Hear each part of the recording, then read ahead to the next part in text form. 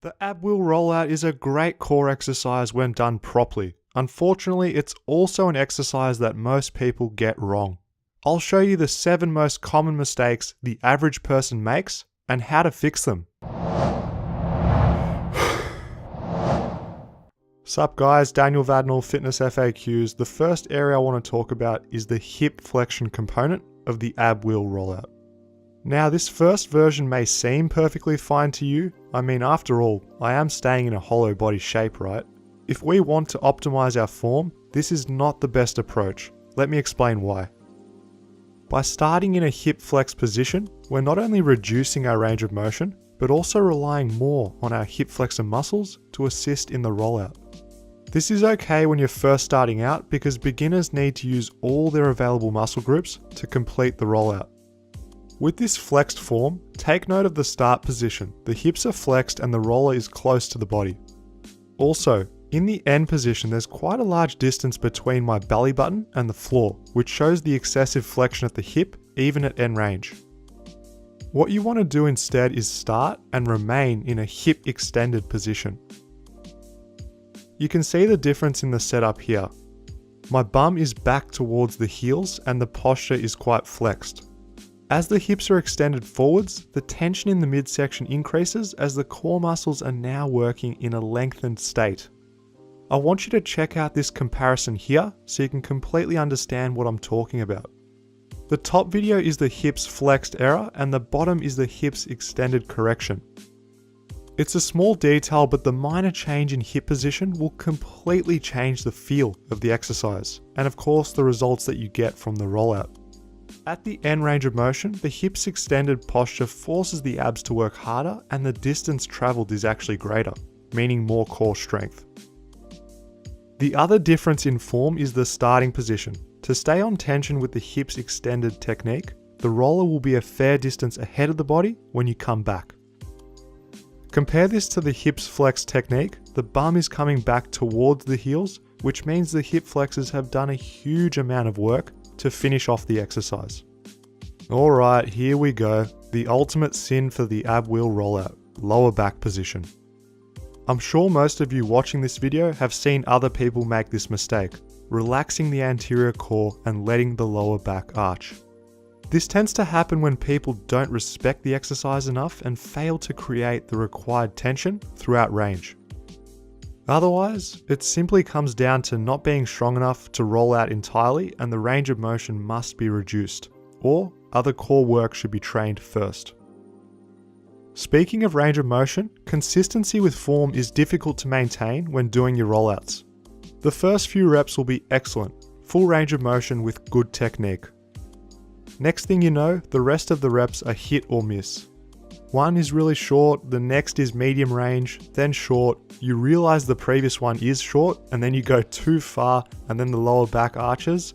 It's really difficult to get right, especially on high rep sets. The solution? Buy my Fitness FAQs tape measure and use my discount code. Just kidding guys. Grab a tape measure to track the intensity of the exercise. I want you to measure the distance from the wall to your knees, as I find that this is a reliable and repeatable method for tracking your progress. There's no more lying to yourself with your exercise form when it comes to using this technique. This way, every rep of the rollout will be consistent. You either tap the wall or you don't. It's helpful to track the distance in your training program and over time, progressively overload by working further from the wall. Now let's talk about foot position. It's not an area that people commonly talk about. For beginners, having the feet placed firmly on the floor is a really good idea. It helps with the stability, making the exercise much more linear. As you get stronger and are close to working on the standing version, hover the feet off the ground. This small change introduces a greater rotary stability demand and reduces the base of support, which automatically makes the core have to work harder. You really have to think about all aspects of exercise and these small details to maximize your gains. This is an innocent mistake to make, especially for people who haven't done much straight arm strength. Keeping the elbows bent through range makes the exercise much easier as the wheel doesn't have to roll out as far. On the other hand, you see people start with straight elbows and good intentions and then bend them as they come back. Check yourself that you don't make these mistakes. As I'm sure you guys are well aware by now, at Fitness FAQs we're all about honest training and setting standards to stick to. Keep those elbows straight. I don't know what it is about exercise, but people always want to be a hero and jump straight into the hardest progression imaginable with no preparation.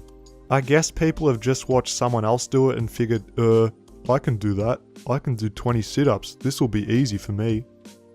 But of course, doing a progression which is too hard is a recipe for disaster. 1, you can get way better results with an easier progression, and 2, the chance of getting injured is substantially lower sticking to an exercise that you can actually do. With core-based training, time under tension is super important for strength transfer to our main training goals. I always see people resting off tension when they get back to the start position when they do ab wheel rollouts. Doing rollouts in this way is the easy approach. We don't want easy, we want effective. Don't make the mistake of doing intra-set resting. Keep your set continuous. Finally, let's recap what it takes to correctly do the ab wheel rollout. You should monitor your intensity with a tape measure and use a wall to cue range of motion consistency. As far as hip position, keep the hips in an extended position during the set with the elbows kept straight. Resist the urge for the lower back to arch and make sure that you stay on tension by keeping the roller in front of the body during the set. Thanks for watching all. Do me a favor and absolutely smash that thumbs up button below so that we can put an end to bad form with ab wheel rollouts. And before you guys go, if you like my approach to exercise, you will absolutely love my bodyweight training programs.